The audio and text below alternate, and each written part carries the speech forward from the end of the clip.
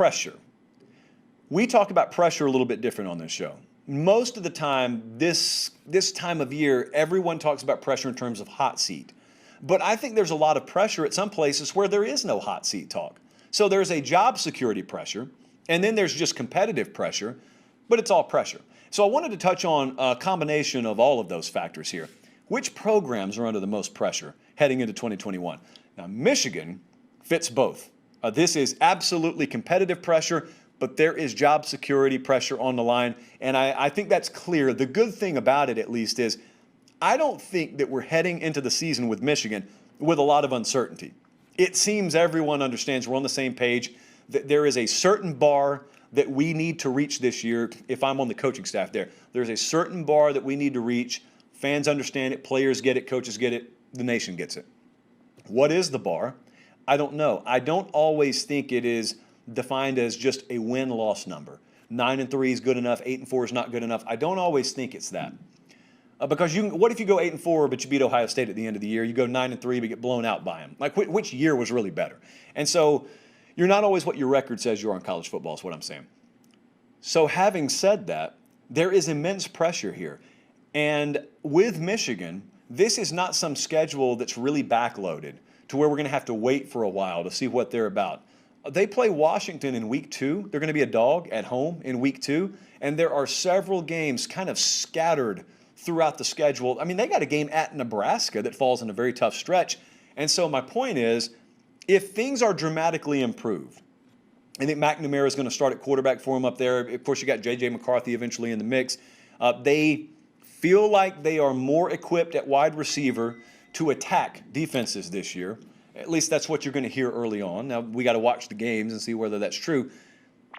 If all that happens, then they can beat all those teams. Maybe not Ohio State. We're not going to predict that. But they're capable of beating all the other teams. But if it's not, if you have more of what brought them a grand total of 2 wins last year, if you have that caliber of play, you could go from on one side of the coin, surging into the latter portion of the season, still in Big Ten title conversation, or on the negative side, they could be out. That coaching staff could be out before the end of the year. And there's a lot of variance. And Michigan's a pretty stable program, so we're not used to talking about them like that. But this is a year to watch that. I mean, how do you not squeeze USC into this conversation? Huge pressure on Southern Cal. If you didn't already believe it, the coaching staff confirmed it for you when they took, I want to say it was 9, at least 9, transfer portal players.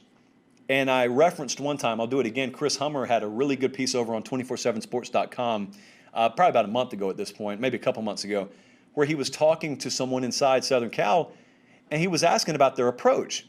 And the feedback was, well, this isn't our approach. It's not like we have a blueprint where we're going to fill up a fifth of our roster with transfer portal players every year, but we had to. Circumstances dictated that we did it this year. Well, they did. And these aren't just depth providers and role players. They got guys that are going to start. They got a number of guys out of that portal that are going to be integral to a Pac-12 South race this year. And I don't put it like this very often, but I feel comfortable saying it about USC. The schedule lines up for them. If they were allowed to make their schedule, they wouldn't have put it together much differently than the schedule makers did. I don't think they would have given Utah rest before they play them. But outside of that, man, this thing's lined up very well. They would never trade schedules with UCLA is what I'm saying. And so if they don't win the Pac-12 South this year, changes are going to be made there. And I don't think anyone could argue against it. Certainly Southern Cal fans aren't going to. But it's very interesting to watch this because on one hand, you know what you think. Everyone has an opinion already of Clay Helton. Everyone has an opinion of this program.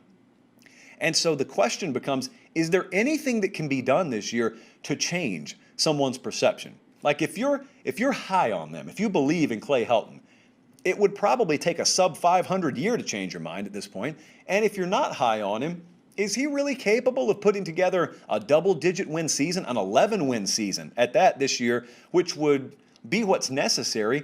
Because you got to see him do more. You got to see him win the Pac-12. You got to see him in the playoff.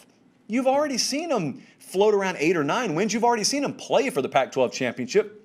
You're just looking at a window right now with an inferior Pac-12 as a whole, and yet instead of taking advantage of it like Clemson's doing on the other side of the country, you are contributing to the state of the Pac-12.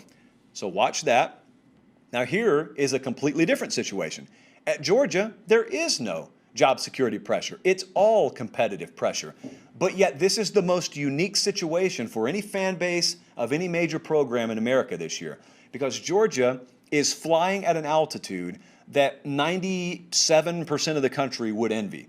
I mean, the only places where they don't look at Georgia and say, oh, I trade places with them immediately is Alabama, Clemson, Ohio State, places like that. Almost everywhere else, I mean, you could mention Oklahoma, you can mention a couple of other teams, but outside of almost everyone, including everyone else outside of those programs, rather, when you look at Georgia, you say, boy, I'd love to have what they have. Georgia fans don't care, really, in all due respect, how you feel about the program.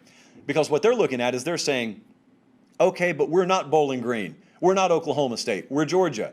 We invest this much.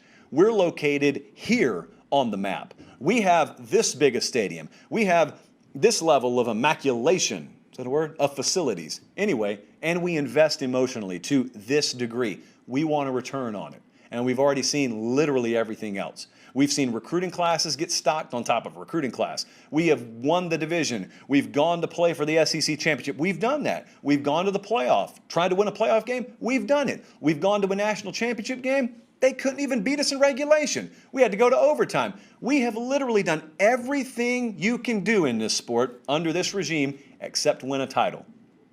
And so that literally equals championship or bust. When I say bust, though, I do not mean it in the sense that if it's bust, then that means you just clean house.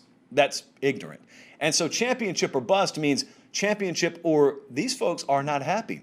Now, you don't find that really anywhere else. Some people like to say that, but you really don't find that anywhere else. Even at Alabama, if they weren't to win a title this year, what are you going to do? Are you going to get mad even though your most recent title is less than 12 months in the rearview mirror? No. At Georgia, you got folks out there who have 10-year-old children that weren't alive last time they won a national championship. So it's a different world. I grew up in this state. It's a different mentality. That is the very pinnacle of competitive pressure in college football this year. And the last one I want to mention is Miami. Miami is going to be fun to watch because they're going to play Bama early. Most of you will not expect them to win that game. They could lose it and accomplish a lot to me. I was doing the Inside the U podcast with David Lake the other day, and we were talking about that specifically. Outside of just pulling the outright upset, what does Miami need to show? Well, they need to show that they don't just get physically put on skates like they did against Clemson last year. Because otherwise there was a lot to write home about from the Miami season last year. I think Miami was better last year than a lot of people remember it. And Manny Diaz was building off a 2019 year where they went 6-7. It was the most misleading 6-7 I think I've seen in a long time, because every one of the losses was one possession, and then one of the other losses was by 10 points. They didn't get blown out a single time. It was all close games, and then last year happened, and no one really knows what to make of last year with a number of programs. Yet they had the number 2 passing efficiency offense in the ACC. De'Aaron King's back this year. Rhett Lashley's another year in. You have reason to be optimistic at almost every position group they have. And now it's time to play. So they're going to play Bama. Let's say, for argument's sake, they lose. Pressure gets ramped up. Even if it's Bama, if you lose, no one likes losing the opener. Then they're going to play a tricky stretch that you won't be paying attention to. They're going to play Appalachian State. They're going to play Michigan State. I think they got a directional school somewhere in there. They play Virginia on like a Thursday. None of those games are going to have your attention unless you're a Miami fan. Then they're going to go into a bye week. And then they've got North Carolina on the road, which is a game we've circled in the ACC. And that's the next time they'll really pop on the national radar. Do they take care of business? Between that Alabama game and going into Chapel Hill, have they taken care of business? Because that dictates the terms of that game. And it also answers the question in all likelihood of whether your ACC title hopes will still be alive and therefore whether your backdoor playoff hopes still be alive. But Miami's going to be a fun team to watch this year because there is reason to believe if a couple of very seeable dominoes fall, that's a team that could jump up into the top 10. That will not be in anyone's top 10 in the preseason. So those are some programs, I think, under pressure. Some of it job security, some of it competitive, but a lot of pressure.